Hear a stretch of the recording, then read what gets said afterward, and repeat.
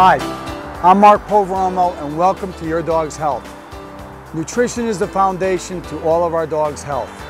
I'm going to show you how improving your basic understanding of dog nutrition will enhance your dog's life and thus become a paramount objective in the health of your dog. Come on, guys.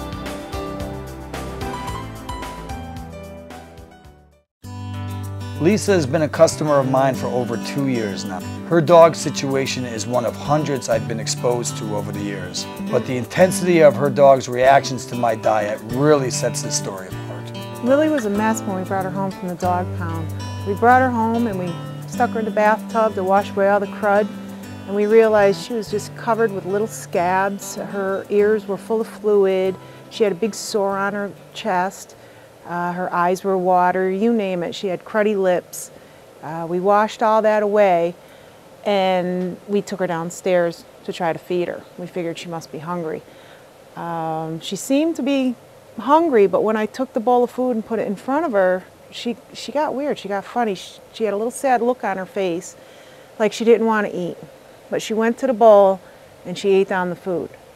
She immediately threw up. I didn't think too much of it. We figured she was just excited from her big day. So the next day I made a veterinarian appointment. We took her down to the vet and he examined her and he thought she had allergies because of all the symptoms of the itchy skin and the scabs and the ears. So he gave us some prescriptions to try. We took her home, we put her on the medication. She didn't seem to get better. She just kept throwing up. She had diarrhea. We ended up having to take her back to the vet. He prescribed more prescriptions and finally a prescription diet. We took her home, gave that a try. She ate it, but she couldn't hold it down. She'd still regurgitate. She still had the diarrhea. So we were at wit's ends. We didn't know what to do for her. And I just kept asking around, and somebody told us about Mark down at Thomaston Feed and said he was very passionate about what he did. So we took a ride down there and Mark sat with us for a long time and he was very confident that he could help her. Hi, Lily. Hi, baby. How are you? Okay, so what's happening, girl? Well, I know she's got a lot of scabs under her fur, yep. and she's got a lot of fluid in her ears. Okay. And she also is itching. That's all she does is itch and scratch.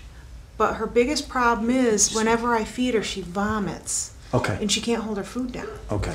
And then if she does hold it down, she constantly regurgitates. Okay. And then she has extreme diarrhea on top of it. Okay, Lee, at this time, what are you feeding her? Well, I've tried many different store brand foods. I've even tried the prescription diet from the vet, and that doesn't seem to be working either. Okay. I think she's a prime candidate for a raw diet. Based upon her age and all of her symptoms, do you know anything about it? I know very little about it. Is it safe? It's very safe. You know, I hear this all the time. Actually, the best of the best dry dog food takes a normal average dog about 60% of all of her energy or his energy to break it down. That same dog, about 10% on raw. It's one of the healthiest things you should feed your dog. Not to mention it's not fried, it's not cooked. It's the way nature intended. And that's what this poor thing needs, absolutely. Now, how about all the bacteria and stuff in the raw food? I'm afraid because she's so sick. You know, it's quite funny because I hear this so often. Most people don't even realize that most of the raw food, and certainly all the raw food that we have, is IQF, which means individually quick frozen. From the time it is processed to the time it gets distributed to us, we're talking a very, very short period of time, and it's been frozen at 30 degrees below zero. When we have it, we put it in our freezer. That's at 0 degrees. So where's the bacteria? This is true. How do I feed it? That's the wonderful thing about raw. You know, a lot of people actually feed their dog raw right out of the freezer. I don't like that. I mean, I would rather see the dog, of course, get it from the refrigerator at the very most, I should say. You know, once again, you can defrost it overnight and feed it once again, but keep it in the refrigerator so you don't let that bacteria thrive. But, you know, remember, there's bacteria in the dry food too. And obviously, this poor thing, with all of her symptoms, is having an issue. Mark, we've tried everything else. Our best bet is to go with like a novel protein, a couple of different novel protein sources to see how she does. Because she's obviously been fed probably chicken, maybe a beef. I don't know what foods you've been given, but certainly if it's the prescription, I would assume they gave you a limited ingredient diet too? Yes. Okay. And so my vet said if she couldn't hold that down, he really didn't know what to tell me. Well, I mean, again, this is nothing so surprising. I've seen it so many times. I think Lily will do very well on the raw. So we took some food home from Mark's place and we started immediately that night. I decided not to give her any of her medication because I wanted to see what the diet would do. And we fed her and we waited and nothing happened. So we were very excited, but we didn't want to get our hopes up, so we waited for the next feeding. The next feeding, we came downstairs and Lily was excited. She couldn't wait to eat. She just was bouncing at her bowl, and we put the food down in front of her. She gobbled it down and we waited. And again, nothing happened. No more throwing up, no more regurgitating, no more diarrhea. I knew Lisa was a vet tech and anticipated her doubt in my simple approach to Lily's dietary deficiencies. My recommendations needed to turn around Lily's health in as little time as possible. She's a new dog since we changed her diet. It really saved her life. Lily had a suppressed immune system as well as a carbohydrate processing problem. I knew that these obvious symptoms warranted a raw diet, but not the normal 80 to 20 protein to carb ratio. Lily's condition warranted more of a meat-based diet.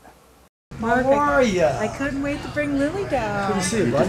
How's everything? Look Hi, Lee. Hi, Mark. Hi, Look at how Lily. good. Look, she's growing her hair back and Hi, everything. baby. How are you? Oh, God. Look at her. She's looking Look at her beautiful. fur. No Oh, more my scabs, God. Mark. No more watery ears. My God. Hey, look what I got for you, Lily. Oh, you're smelling something already, huh? She found it. You want a treat? Hey. Oh, there you go. Oh, my God, she's ravenous now, huh? I know. She loves that's it. Wonderful. She loves it. Oh, Look at my her God. go. That's pure liver, so obviously she shouldn't have a problem at all. She's not having any problems? No, not at all since I switched her food up. No more vomiting? No more vomiting, no more diarrhea, nothing. Oh, my All of her God. hair grew back and then some. Look at this crazy Oh, my God, she looks wonderful. Her ears dried up. Awesome. She stopped the gurgling. Her stomach stopped twanging. Everything. Awesome. Scabs on Absolutely her lips or awesome. anything? No scabs, None. no nothing? No. Beautiful. Oh, I'm so happy to She hear loves that. it, and she loves to eat now. I'd like to tweak her little immune system now. I want to help her, of course, fight off all those toxins and medications that she's been exposed to over the many years. So, very simple, no big deal. Let me take you over and I'll get started. Dr. Rebecca Soraya is a wonderful progressive vet who I've been associated with for over 5 years. And I've been honored to know and work with her.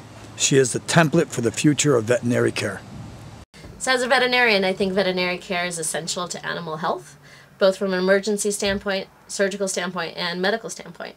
But as I explain to all my clients, it doesn't matter what I do, what medications I give or prescribe. If they don't have the right food going into the animal, all the medications in the world aren't going to fix that. So proper nutrition is essential to proper health. So essentially, you need the veterinary care. We need to help you get the diagnostics. We need to let you know what route you need to take. But without a good symbiotic relationship with a nutritionist, you're not going to get good health for your pet. Remember, foods are broken down into 4 basic types. Economical, those foods that contain allergens, for example, corn, wheat, brewer's dried yeast, or soy. Premium, a little bit better than economical, but still contain allergens, not nearly as much. Super premium, once again better than, of course, premium, but still may contain small amounts of allergens and or fragmented grains. And holistic. Holistic foods are exemplified by superior protein and carbohydrate sources, some even human grade or organic. So when deciding on better food, keep those points in mind, and remember, nutrition is the foundation for all of our dog's life, but it does not negate the importance of vet visits. Vets and nutritionists alike should be working together to help prevent illness, and that's what it's all about. On the next To Your Dog's Health, we'll discuss a diet that can actually help you eliminate or at least decrease the need for vaccines, flea and tick medications, and even heartworm preventative. We'll also discuss a diet that will help those overweight dogs out there lose some weight. And finally, we'll discuss the topic of hot discussion among breeders, vets, and owners alike, the raw diet. That's all next time on To Your Dog's Health. Thanks for watching.